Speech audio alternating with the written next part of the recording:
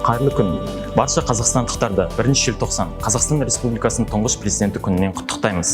Халыққа мерекелік көңіл-күй сыйлау мақсатында бүгін біз Қызылорда қаласының Назарбаев Зияткерлік мектебінің оқушылары қолдарымызға ұлттық аспабымыз домбыраны алып балбырауын күйін орындаймыз. Ұлттық өнерді насихаттай отырып, жас ұрпақты отансүйгіштік, елжандылыққа тәрбиелейтін домбырашылар флешмобына сіздерді де қосылуға шақырамыз.